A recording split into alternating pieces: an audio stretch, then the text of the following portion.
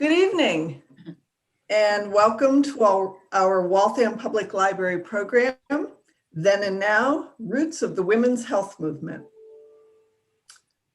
This program is supported by a grant from the Waltham Cultural Council. My name is Deborah Hoffman, and I organize programs and events for the library. Thanks for tuning in. Before we start, I want to let you know how the evening will go.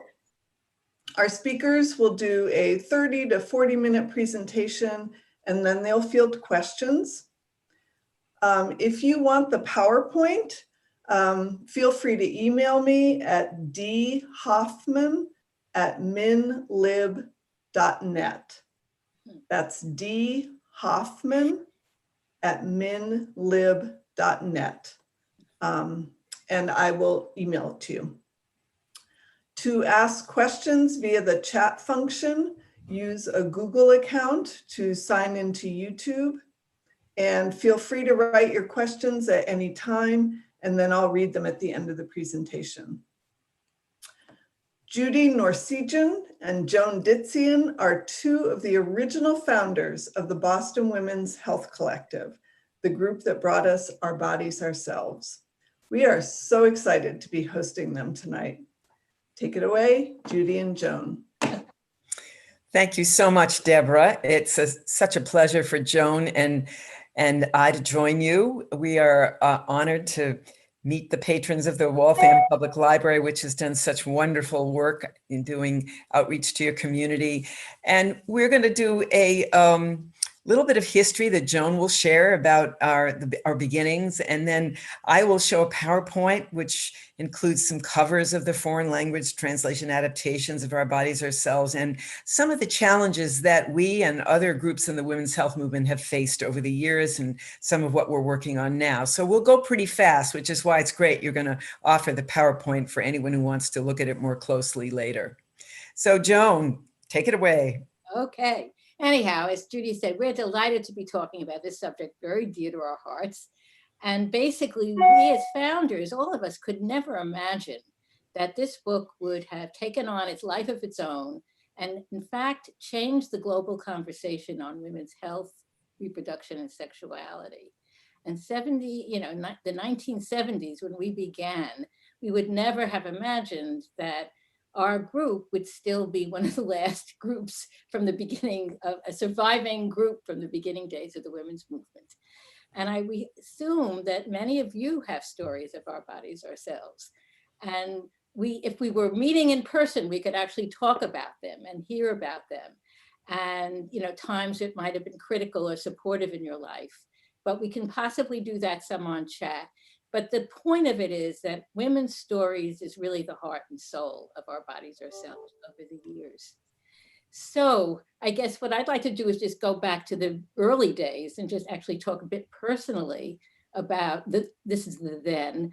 And my initial awakening to feminism was actually in 1969, an anti-Nixon inaugural convocation in Washington, D.C. And I was 25 years old, newly married, and a group of women from Boston got up and they said, "We don't want to make coffee and take notes. We want participation in the political process. We want to end gender inequities." And I thought, oh, wow. We were moving back to Cambridge that summer. I said, I really want to find out about this. And I come from a progressive family and have been involved in social justice issues, civil rights and free speech and stuff. But this sounded really interesting in a new angle. So anyhow, we moved back to Cambridge, and I saw a notice in the Old Mole, which was an underground newspaper, that there's going to be a Women in Their Bodies course in the fall. So just background to that. There had been a big women's conference at Emmanuel College in May of 1969. And Nancy Miriam Hawley, one of our original founders, gave a workshop on women and their bodies. And it was basically focused mostly on pregnancy and childbirth. A lot of the women had just had babies. And the idea being that the healthcare system was rather paternalistic, and that many doctors were not sensitive to women's needs and didn't address many questions. And so initially the point of the group was, oh, well, let's get a good list of good gynecologists And then everyone realized that that really wasn't what was needed. What was needed is for women to really research the topics themselves and learn for themselves really much more about anatomy, sexuality, reproductive issues. And so that started this whole researching various topics and deciding to give a consciousness raising task group. And just a little bit about consciousness raising, some of you might remember that this was the organizing principle back then. Women would get together in small groups and talk about their lives and the way sexism impacted their sense of who they were, and how that we needed to change cultural ideas of women in a very profound way. So anyhow, I went to the course, and it was an informal meeting at MIT. There were about 30, 40, 50 women there, 20s, 30s, some older, some younger. Many were breastfeeding, and the energy was fabulous. And in the course, the first day was note was sexuality. And on the wall was this big drawing of a woman's vagina with clitoris and labial and vaginal canal and all. I had never, and many of the women in the room had never seen anything like that in public, no less. You know, for many of us, our genitals were sort of down there, and we sort of vaguely had some embarrassment about it. So to actually have a drawing like that was quite amazing. And the main theme of the day was, you know, women need to understand their own sexual response, talking about clitoral orgasms and vaginal orgasms, and trying to undermine some of the Freudian notions that women's purpose in the world was to please men and to have babies, and we have to have broader definitions. There was no talk, there was some talk about masturbation, there was some talk about homosexuality and bisexuality, which had all been rather taboo topics. The main theme was women need to take responsibility to learn about our own sexuality and to be responsible. So this was all kind of revolutionary. Then the next sessions were on pregnancy and childbirth. And many of the women had some natural childbirth. My story was, my introduction to childbirth was my mother told me that she was a modern woman. She had gone to a hospital, was under anesthesia, and then the doctor brought me to her, and it was wonderful. And so again, I hadn't grown up with any real idea, although her mother had home births for my mother and her two sisters, and had breastfed. And my grandmother was old fashioned. My mother was very modern. So anyhow, so it was amazing to hear, because there was now sort of a resurgence of the natural childbirth movement and La Leche League and breastfeeding, and women were really ready to reclaim the childbirth, pregnancy and childbirth experience on their own. Then the topic on birth control and the birth control issues. Okay, so 1969, birth control became, the pharmaceuticals started pushing it, but not really telling women some of the negative aspects of it. And then Margaret Sanger had in 1882 developed the diaphragm, but it was only available for women who were married. And so the whole idea of reproductive choice and freedom became sort of a new concept. It was, yes, of course, birth control was important, but the idea that it really needed to be a universal right and a human right for every woman. Every woman needs to be able to decide if she does want to or not have children. Then there was the topic of abortion. And again, I had never heard of I didn't know anyone who had an abortion at that point. Women were talking about back alley abortions and illegal abortions. This is before Roe versus Wade. And so again, and heartbreaking, chilling stories, women who had used hangers for abortions. And so again, it was like, oh my God, this needs to be a right for every single woman. And so I guess there was a sense that most of the natural life of biological events like menstruation and pregnancy and childbirth and sexuality and menopause, all were natural events that had become highly medicalized, that the medical profession was highly, were filled with doctors. There were almost no women there. Everyone was told, doctors know best. Women can't trust their own experiences in a way. And it was basically, that was how it was in those days. And also most information about women's health were gynecologists talking about women's experiences, men talking about women's experiences. So the nuance and the diversity of all the range of women's experiences weren't really known or discussed ever. So it was pretty profound, to say the least. And the only thing at that point that, to begin to raise some of these issues with Betty Friedan's book in 1963. So anyhow, needless to say, it was so amazing to learn about this stuff. And I personally felt this was, material that every woman needs to know. And so I, at that time, joined the group, but that was just the spirit of this times. This was all this fresh information. And we gave the course in many circumstances and situations, and then had an opportunity to do the pamphlet through the New England Free Press. So we actually did this, the New England Free Press pamphlet, 75 cents. And like a few months later, looked at it and said, hey, it's really, we're not talking about women third person, it's women first person, it's our bodies ourselves. So we renamed it. And the book circulated for a number of years. I think there were 5 editions, 250,000 copies sold. And this is before internet and before social media. So this is the only way information could ever be shared.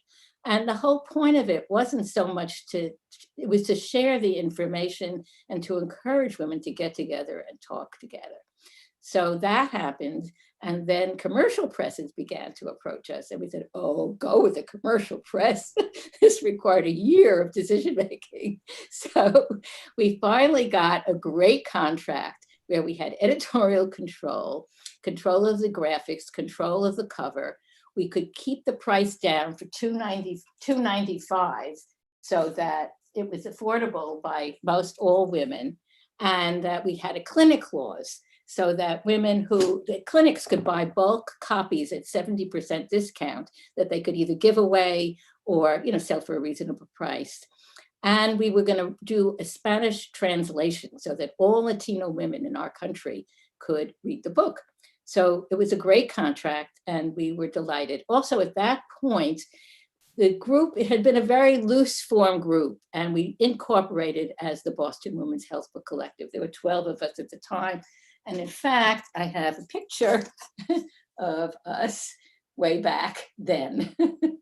So this is, yes, from the early 70s. So it was quite, so we had the Simon & Schuster book was published. We, again, had no idea what was going to happen, but it was very, very well received. And so we continued. So we did another one in 76, and that became a New York Times bestseller. This was after Roe versus Wade passed. Then there was a little skirmish with Phyllis Schlafly and Jerry Falwell, and it was banned in a few libraries and schools, but that sort of quieted down. And, the book continued. And another theme, which is not around that time in the 70s, a thing about our group has always been that we've been always like pro-parenting. In other words, there were a lot of early groups that were very either anti-men or anti-children and anti-family, and we were always for parenting, but it had to be chosen. Anyone who if women decided to become mothers, they needed to choose to be that. It was not the sum of her identity at all. No woman needed to have children to become a full-fledged, empowered woman. So this was always a theme. So a number of us decided to do a book called Ourselves and Our Children. And just, personally, many of the women in the group had babies. I hadn't. So I actually was one of the first to read Our Bodies Ourselves while pregnant. And I really, I enjoyed being pregnant and having kids. And so this was a book that was really special and, it was in 78. So that sort of just brings you to the sort of early days of the book. Just a little bit about the early history. We were all, after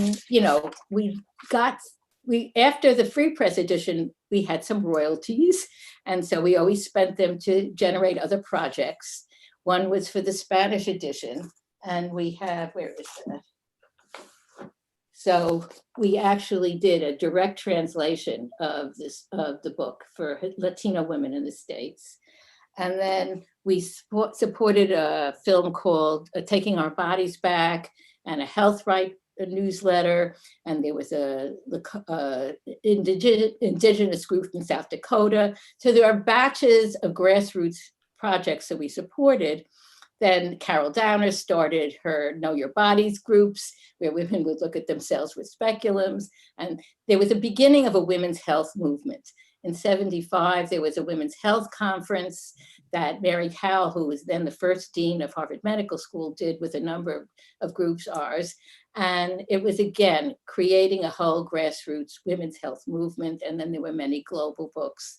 So this is sort of the beginning times, and Judy will pick up from here. And I have to just say something about Judy. She's amazing. And Judy is not only a founder, but has been the executive director of Our Bodies, Ourselves for years, and also now chair of the board. So I just want to say that Judy has been an amazing force in the legacy of Our Bodies, Ourselves. Okay, Judy. Thank you so much, Joan. And I'll say a few words before I pull up the PowerPoint. We have come a long way in 5 decades. Back when we started, 98% of all OBGYNs were men. Now more than half are women. We had huge challenges with the sexism, the paternalism, the kind of mistreatment that women experienced simply because they were women.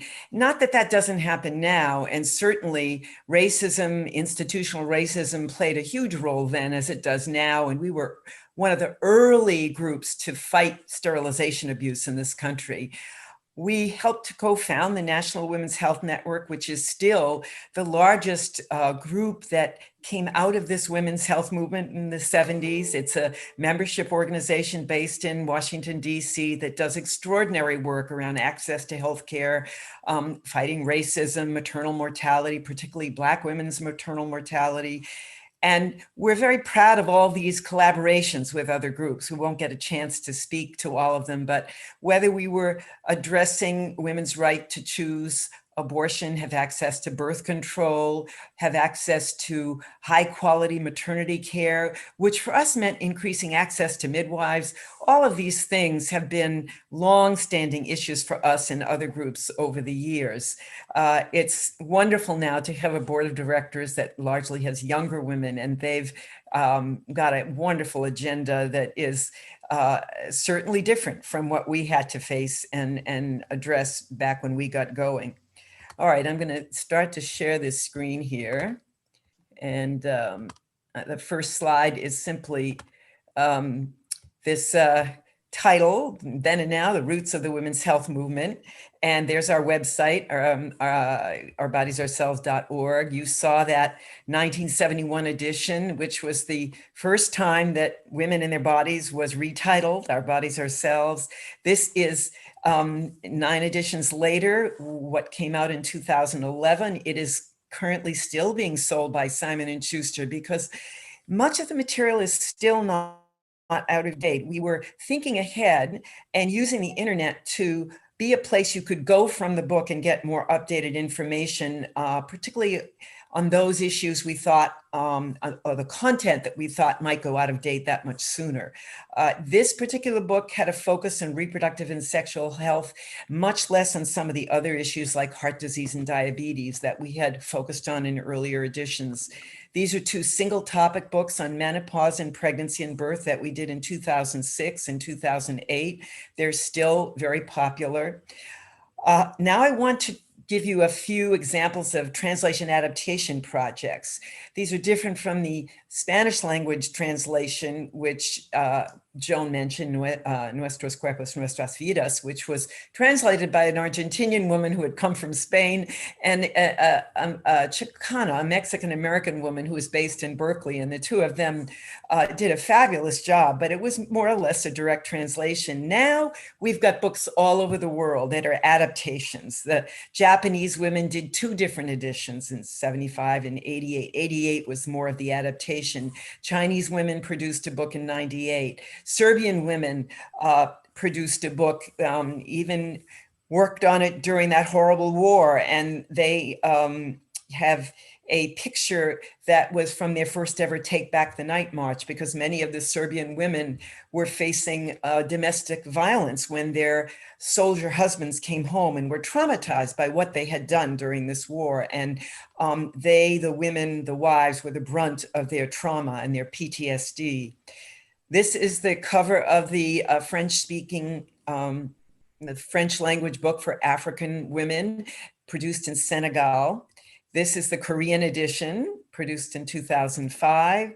This is a Russian edition that was produced completely online because paper was so expensive at that time, around 2006, that they didn't think that women could afford to buy a print copy of the book. And this was by Women's Health in St. Petersburg. This is the Bangla edition, which is a smaller booklet, My Health, Myself. And it was done by a group in Bangladesh and a group in New Jersey called Manavi. So there were many women living in New Jersey at that time with connections in Bangladesh and in also in East India, and they were really working together. This is the Armenian edition, the second edition that came out in 2010. That group still does lots of workshops, training women on all kinds of women's health issues. This was an incredible project that brought together Jewish and Arabic women. They did side-by-side Arabic and Hebrew books, and they were based in Israel, and they were confronting many of the problems you can imagine. They were based in East Jerusalem.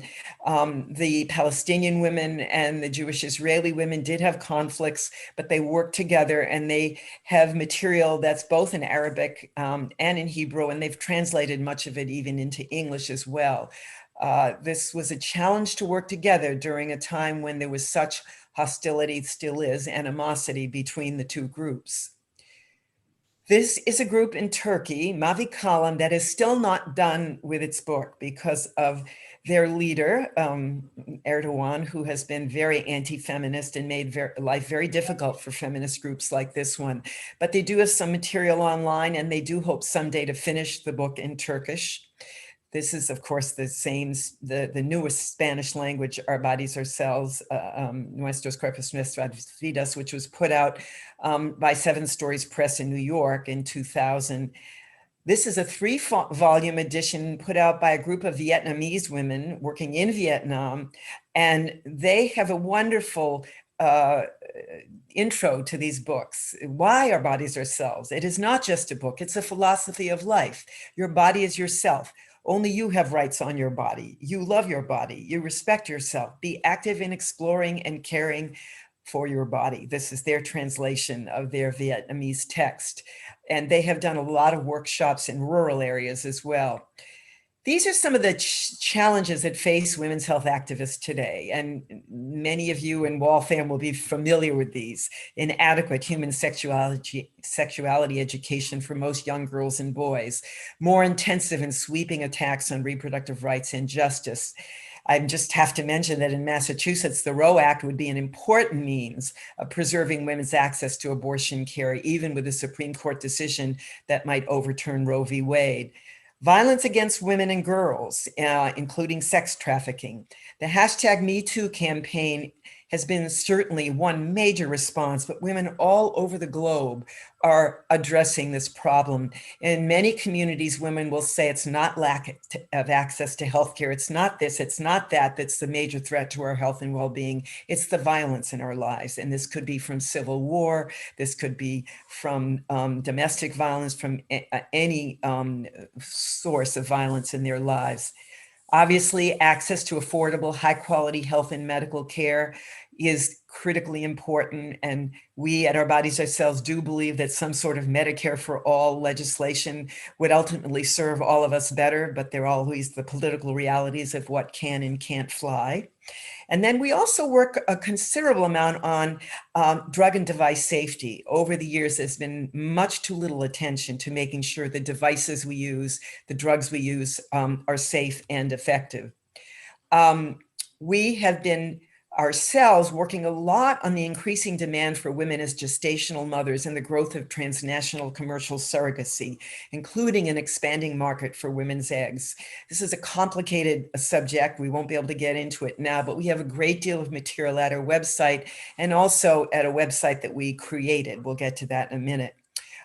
We have been very concerned about environmental impacts on reproductive health, the toxics in the environment, and as I mentioned, expanding access to midwifery, the midwifery model of care as a key to improving maternal and child health outcomes. So commercial surrogacy is a multi-billion-dollar market. It's largely unregulated and unfortunately exposes many women to significant harms, though it doesn't have to be that way. Surrogacy 360 is an independent commercial-free website that we created with support from foundations that provides factual information and resources on international commercial surrogacy. It explores the health, legal, and ethical issues related to international commercial surrogacy, particularly in former and emerging hubs such as India, Nepal, Mexico, and Southeast Asia. We have been very fortunate in that our very close partner based in Berkeley, the Center for Genetics and Society, has taken over running this website. Since our Bodiesselves is now largely volunteer driven, we have a few consultants who work with us, but we have no staff anymore. So we do all our work to a good extent with the support and input from volunteers.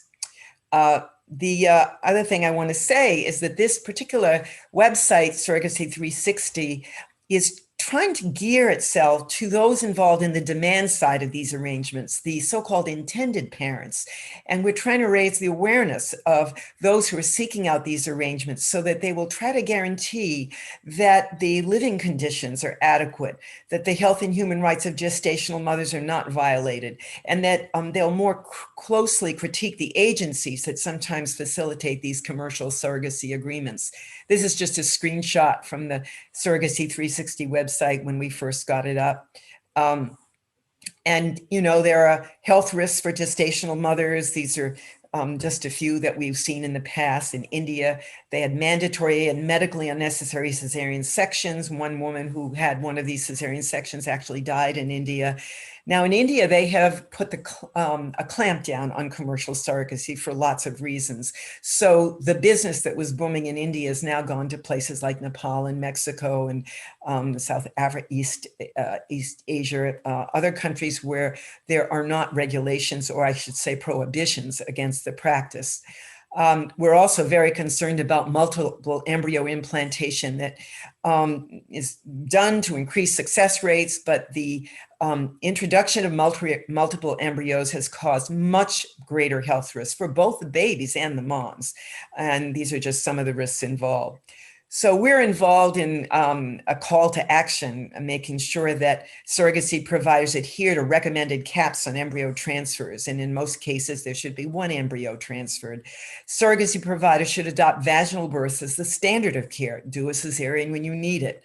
That's better for everyone's health. Surrogacy providers must guarantee freedom of movement, access to community, and agency in the decisions of some of the gestational moms. That was a problem in India. Surrogacy providers must offer postpartum and longer-term support in recovery and adjustment, and they must obtain adequate informed consent. The risks for so-called egg donors, we call them egg providers, are largely ignored. And many of these younger women are in graduate school, or they're about to head for graduate school, and they see this as an easy way to make money to pay for their tuition. And they get very little good information. In fact, we don't have any good longitudinal studies to really give them what I would call proper informed consent. And so they don't understand what's involved. And young women who undergo egg extraction for the purpose of freezing their own eggs don't fully understand what it means to have this hyperstimulation of their ovaries to extract multiple follicles and eggs. And It's basically a Wild West out there, despite what you might hear. And there's only one voluntary registry based at the Dartmouth-Hitchcock Medical Center in New Hampshire that's now tracking the health of these young women who do provide eggs. But very few women are actually participating in this registry because the fertility centers where they go to have their eggs extracted don't inform them of this wonderful registry, which was started by the SART, one of the organizations that was bringing together those who are providers in the infertility arena, the Society for Advancement of Reproductive Technology. This is just a screenshot from the so-called Infertility Family Research Registry. Not just egg donors, but everybody who participates in IVF can participate in this registry that tries to track their long-term health. These are some of the ads on college campuses that attract young women to provide eggs for both research, if it's in California or New York, but in most cases it's for reproductive purposes. It's a quick way to make money on your summer break. Very little about the downside is ever shared. Our organization worked with some of the women who had been egg providers. They're now in their 30s, and they don't regret in some cases that they did it, but what they did regret was the lack of good information. And in some cases, their eagerness to do it too frequently and too close together, which is a bad idea. And so we work with them to create, and with some law students, a counter ad that would appear in some college newspapers, that said, did you know there is significant short health term risk?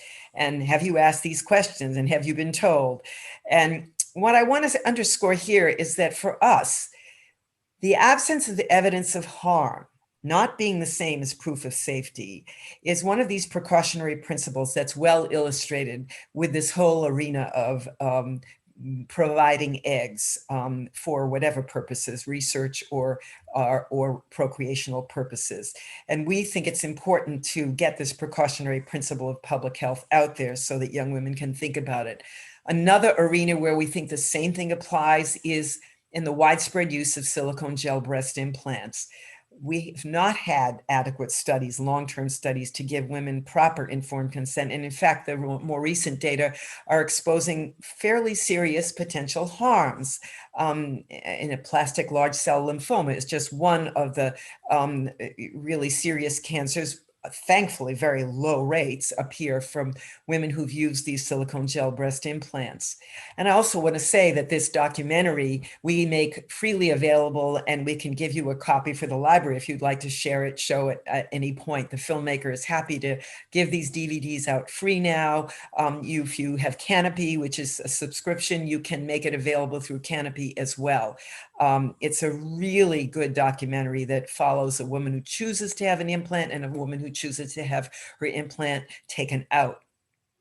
And this is just a wonderful link to a conference at Northeastern University on all the reproductive health effects of the environment. There are a few student projects that they featured, and you can get the video and the things that they did and shared at this conference here. Also, we have some great links here that will give you some in-depth information about advancing high-value maternity care through physiologic childbearing. This is through the National Partnership for Women and Families.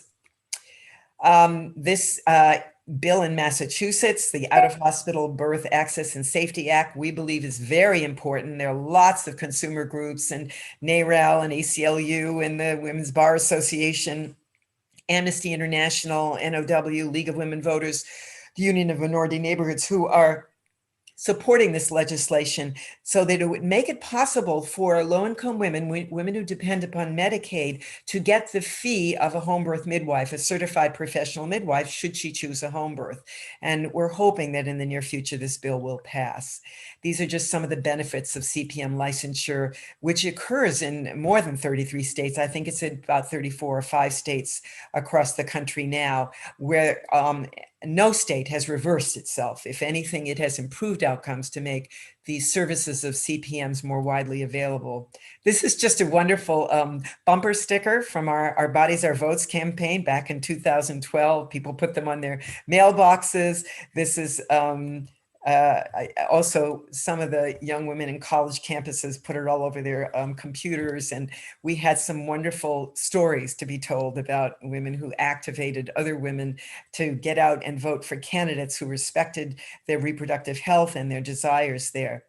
This is just a wonderful book by one of the counselors at Mount Holyoke College that we want to recommend. Scarlettine, a great source for teenagers. She's Beautiful When She's Angry is another fabulous film about the women's movement in the late 60s and early 70s. And if you have not shown that at Waltham Public Library, you really should. We've shown it at least a dozen or 24 times, mostly to young audiences, and people love it. The filmmaker even showed it to a group of football players in Alabama who all stayed to the very end and came up to thank her for what she did, because this also addressed racism in the women's movement in a very honest way, and it focused on the activism of Black women, which some of these football players had never been made aware of. I'm going to close with this slide. This book, Sex and World Peace, is very well researched, and it documents how the extent of violence committed against females in any given country is the major determinant of whether or not that country is violent within itself or more willing to use military violence against those in other countries. It's an indicator more important than poverty, natural resources, or the degree of democracy. When this came out several years ago, many of us who saw this were really quite surprised that that sole factor, the extent to which violence was committed against females, would dictate all of these other things as well. And it's something for us all to think about. I personally am very involved with climate change and work as a volunteer with Mothers Out Front. I hope some of you in Waltham will think about doing so and hook up with some of the local teams that Mothers Out Front has got going in Massachusetts. And again, this is just our website if you want to look up some information. And I do want to also mention that there is a project based at Suffolk University called Our Bodiesselves Today, and that will be something posting materials and interactive resources online, hopefully within the next year, and we're very excited about that. That's enough of that, and I think we can get back to questions. That was excellent. Thank you so much. Okay.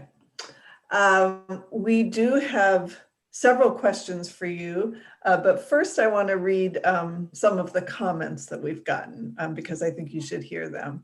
And to the audience, our speakers are not able to see the chat, so I am the conduit that the chat has to go through.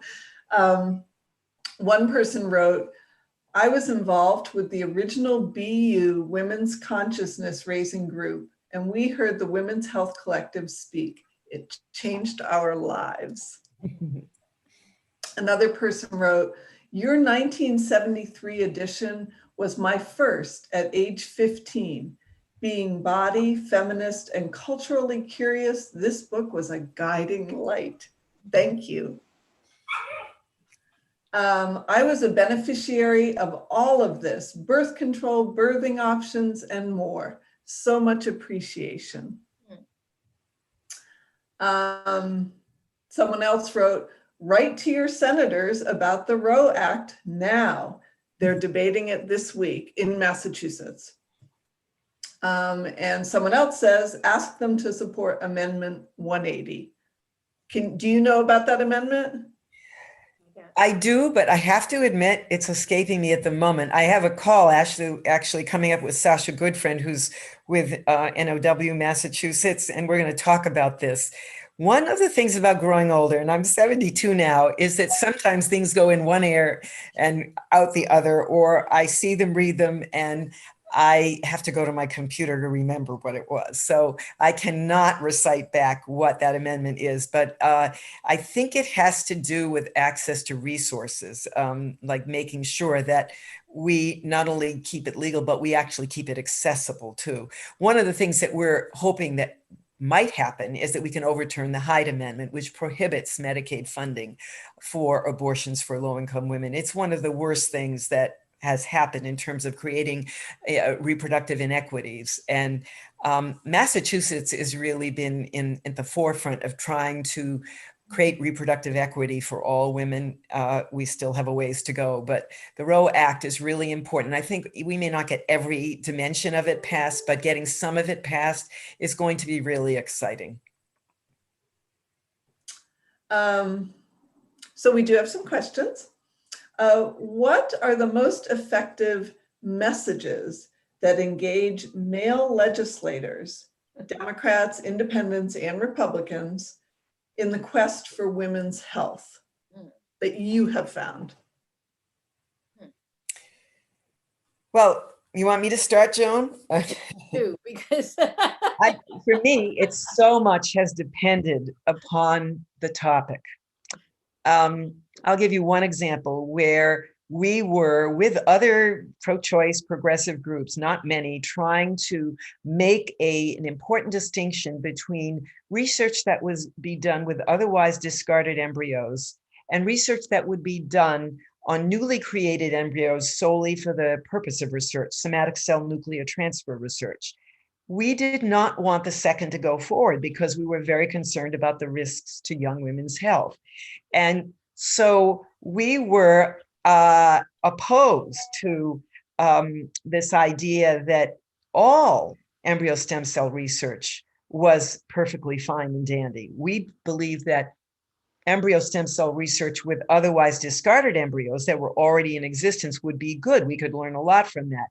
That was very difficult to get by many Democratic legislators. So believe it or not, for the wrong reasons, there were some very prominent Republicans in the Senate and in the House who even asked us to come and testify.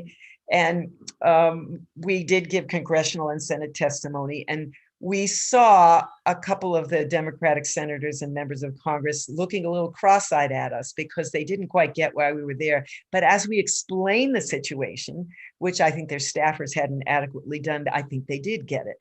And we were very clearly pro-choice and very clearly not there for the same reason that the National Conference on Catholic Bishops was there and other anti-abortion groups. We were there for a very specific women's health reason. And we did get more support because of that. And I think sometimes we don't give legislators credit for being able to work through the intricacies of an issue. And in this case, we saw that many of them were. When it comes to contraception, I think most legislators understand that if you want to reduce the number of abortions, you've got to have access to contraception.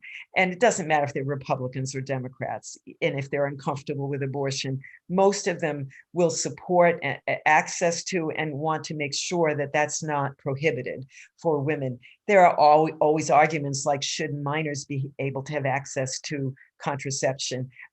Should a 15 or 16-year-old girl who's sexually active be able to get access to contraception? I think what we realize is that, well, the alternative, she's going to get pregnant, not that she's not going to have sex. She will have sex. And do we want her to be facing a pregnancy as a 14, 15, 16-year-old girl when that's not what she wants?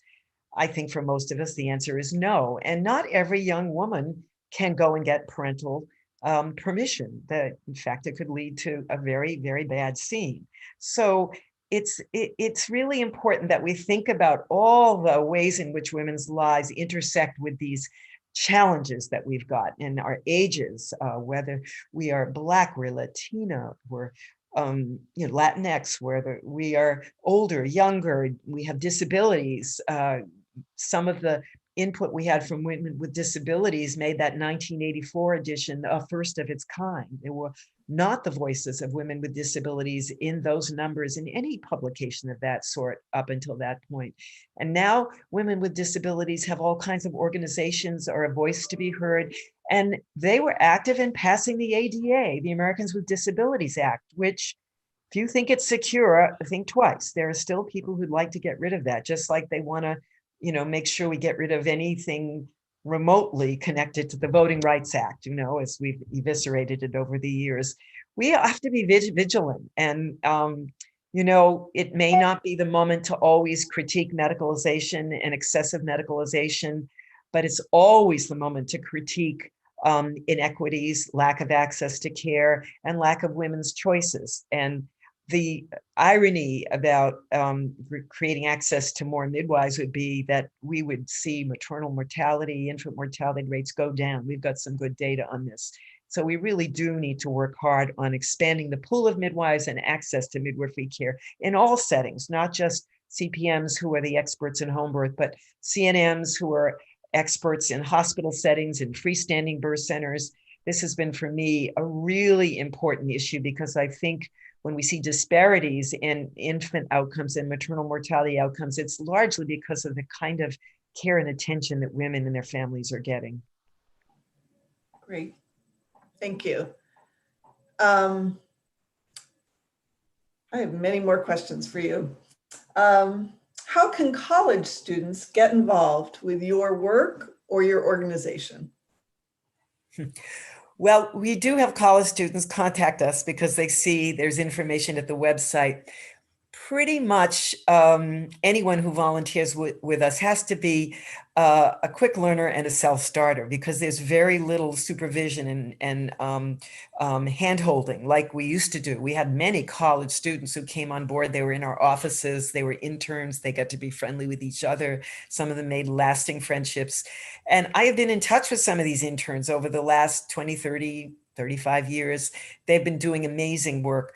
We cannot do what we did back then, but we can create small projects, and there are a number. If somebody wants to get in touch with me, I can let them know what a few of these projects are.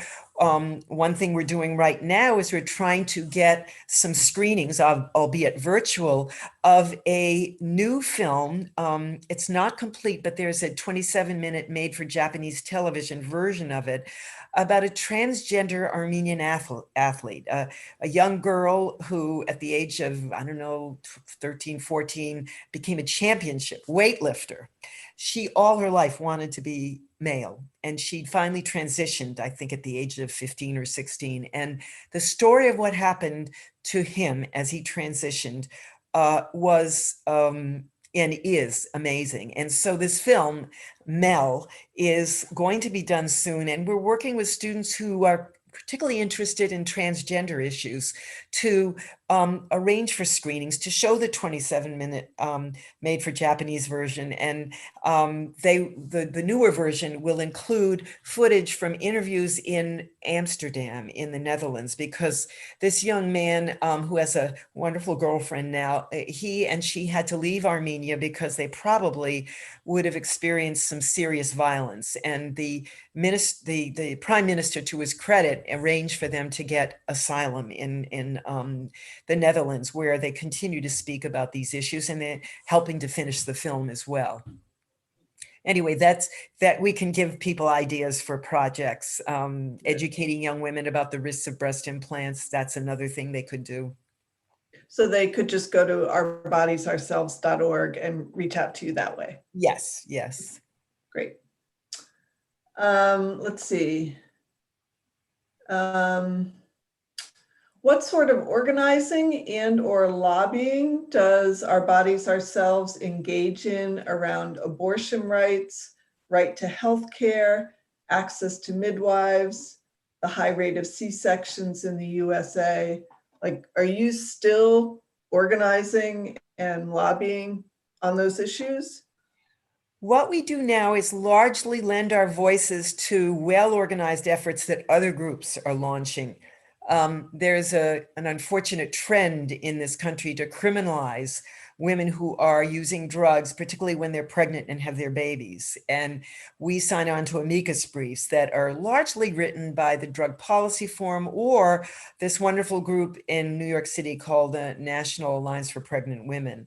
And there are wonderful groups like NAREL, Planned Parenthood, who are working quite effectively on the issue of abortion, and we support those causes. But without staff, we can't launch a campaign. We try to use our website, which still gets 300,000 to 400,000 visitors a month, and abortion is one of the topics most frequently visited. We are able to reach people that way, but that's more of a passive approach. We hope that, and we do have some evidence that people who use our website and our materials are activated to do what they can in their own communities. We occasionally do lobbying. We've certainly been lobbying for the midwifery bill that I just showed in the PowerPoint, the out-of-hospital birth safety and Access Act. I think I just got that wrong, but it doesn't matter. The lead organization there is the Bay State Birth Coalition. And there are 3 or 4 of us on the board of the Bay State Birth Coalition. One of them is Joanna Rory, who is a longtime African-American nurse midwife in the community in Dorchester in Boston, used to be on the staff at Boston City Hospital and taught at the School of Public Health at Boston University after she got her doctorate. There's someone named Jean DeClercq, who's a professor still at Boston University School of Public Health, and a couple of others. We've been trying to, with very few resources, reach out to as many legislators as we can. The bill has passed pretty much unanimously in the Senate several times. It's the House that's been the problem. And it's been the Mass Medical Society largely that's been the problem, not even I think the Massachusetts chapter of ACOG, the American Congress of Obstetricians and Gynecologists. But I don't think there are good, sound scientific reasons for this opposition.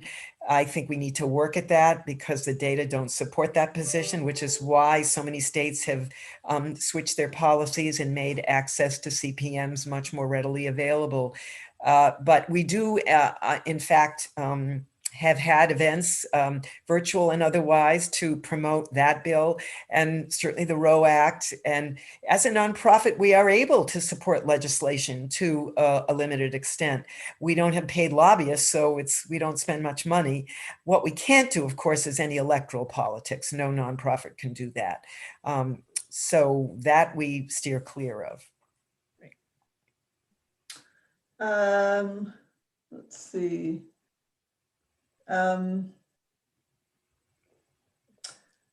Has our bodies ourselves, or how has our body ourselves interfaced with Planned Parenthood?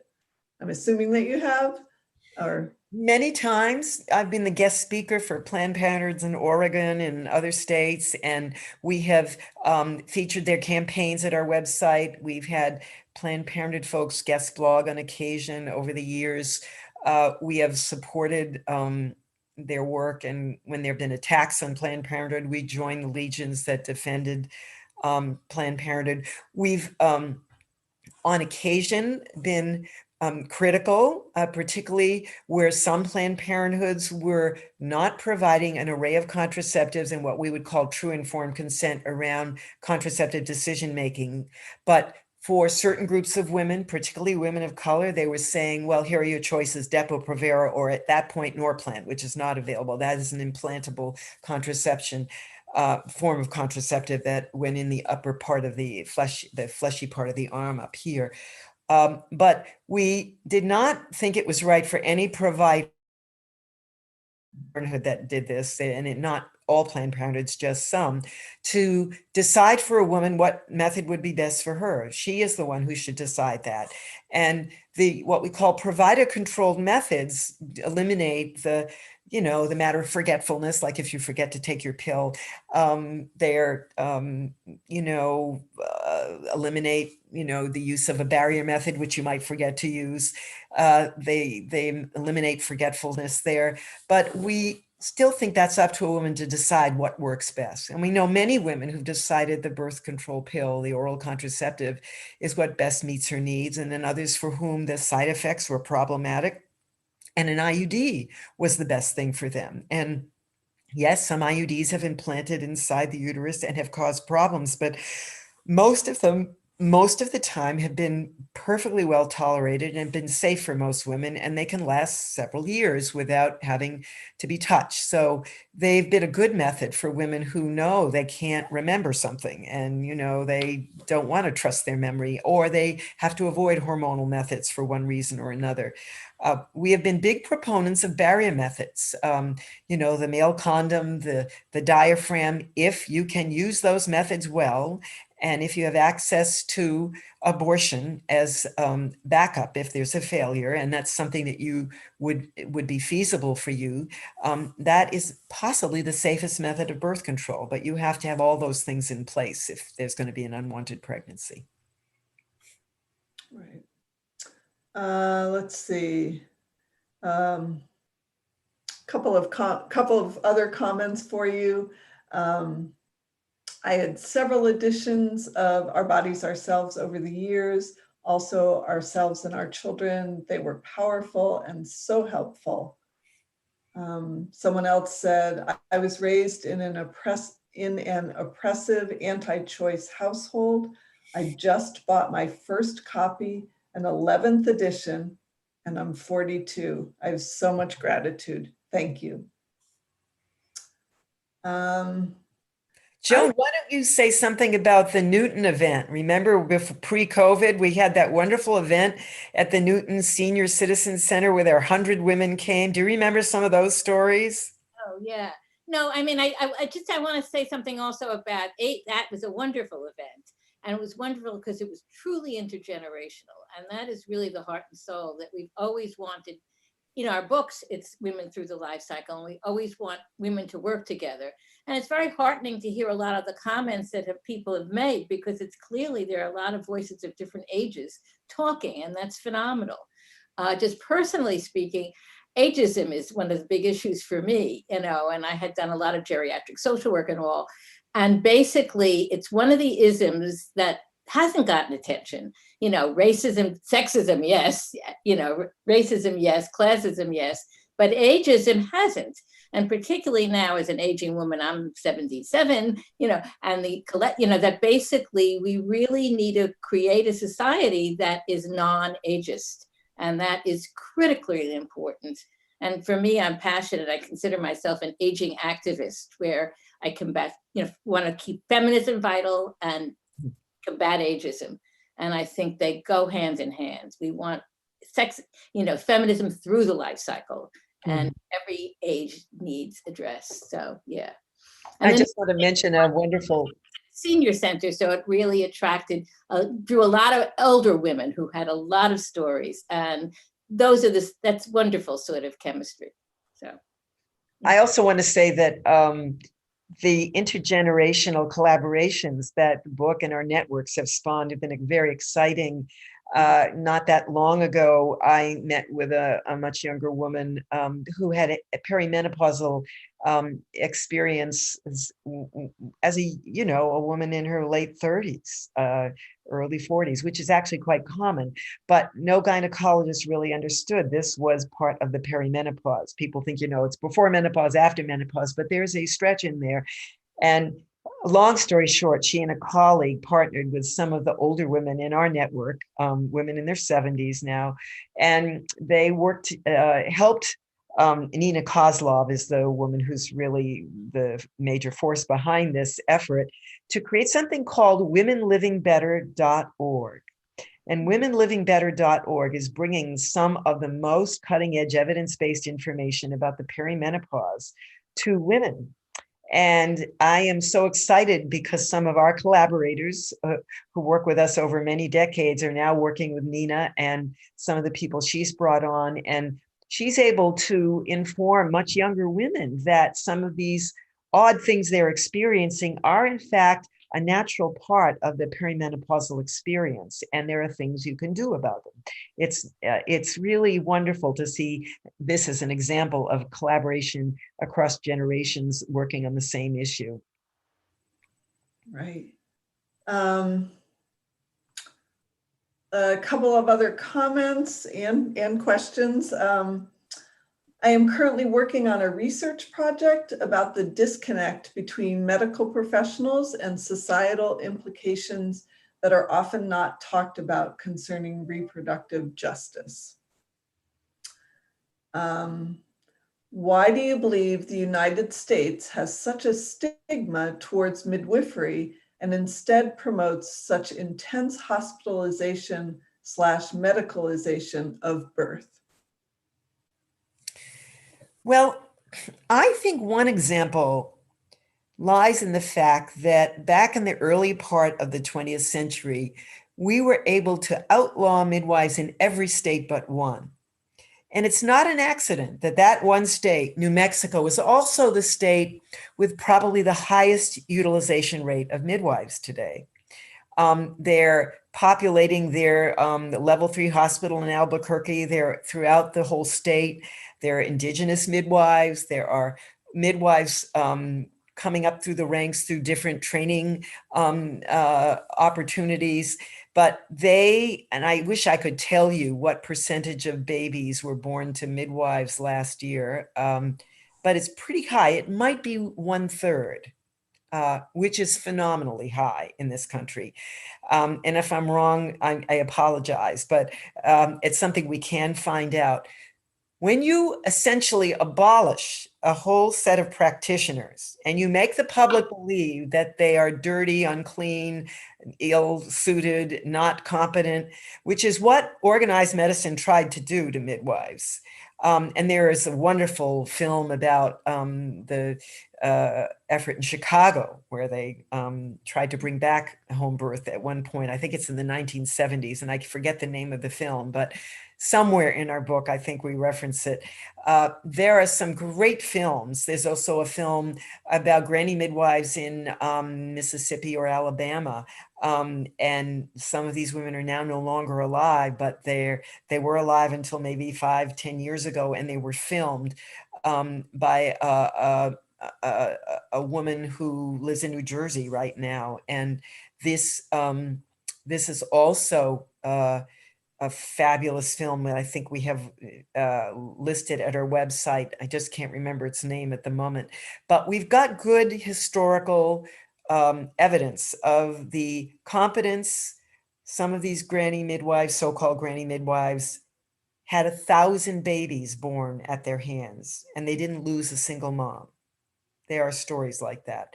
Now that's, of course, I would say that's somewhat luck too, because practically nobody is going to attend 1,000 babies being born and not have some, somebody die. The fact that we have a medical monopoly, that our payment systems are really perverse. We do not have payment mechanisms, reimbursement mechanisms that would align with best practices. And this is, I would blame the insurance companies. I would blame hospitals. We have a system that isn't always geared to doing the right thing. A fabulous story about this doesn't have to do with midwives, but it has to do with increasing breastfeeding, which of course midwives do a much better job at than most physicians. But it had to do with what happened at then Boston City Hospital, now Boston Medical Center, when they introduced new protocols around breastfeeding. They wanted to become a baby-friendly hospital because a pediatrician there, Dr. Bodiesselves, who will go down in history in my mind as one of the heroes of baby-friendly hospitals throughout the country, she wanted to institute these practices that everyone would be educated. People who cleaned the floors, people who did the laundry, people who were nurses, family members, everybody would be educated about the benefits of nursing. Well, what happened as a result is that when women were leaving that hospital with their babies, they had something like 95% breastfeeding rates, which are unheard of because they did such a good job. Maybe they were 89% most of the time, but sometimes at certain periods it was very high. What happened when you have healthier babies breastfeeding is that your NICU population goes down. And I remember having a conversation with someone who was a CEO at one point at that hospital, that the person in charge of the NICU called up a little concerned because they weren't getting the same revenue from the NICU that they used to be getting because the population had gone down. And what were they going to do about that? His concern was that the NICU population should go up. And of course, the CEO said, this is a great problem to have because our babies are healthier. We have to figure out another way to solve the problem that our income stream is hurting. Now, when we have those kinds of payment systems, that's not rational. We should be rewarding a hospital if its NICU population goes down. There are fewer sicker babies, that more babies are going home healthy. But, you know, that's an example. If you spend a lot of time with a woman, which wives do, obviously you don't get as much done. You can't charge and get reimbursed for as many procedures. C-sections are much more lucrative than a vaginal birth, and that's a problem. We've got to change that, even though there's, you know, you can bill for use of the OR, you know, the reimbursement comes in. We've got to think more about what's best for mothers and babies and not what's best for the pocketbooks, whether it's the hospital or whoever. This isn't physicians necessarily by themselves to blame. It's really the whole system. I know we're a little bit over time, but I think that there are at least a couple of comments, if not questions. So if you can hang on a little bit, I just want to make sure you hear all of these. One person said, remember in college in 1970, raising money with other students to send a girl to London for an abortion. So that was something that she had a memory of. And I think that's all the questions that have come in. So this might be a good time to sign off. I want to thank you both so much. This was fascinating. And I really appreciate the time that you spent with us tonight. We had almost 80 people with us. So it was great. It was a great turnout. I'm gonna turn off the YouTube, but if you want to stay on for a couple minutes, that would be great. Good night, everyone, and thank you for coming to our program. Yep. Good night.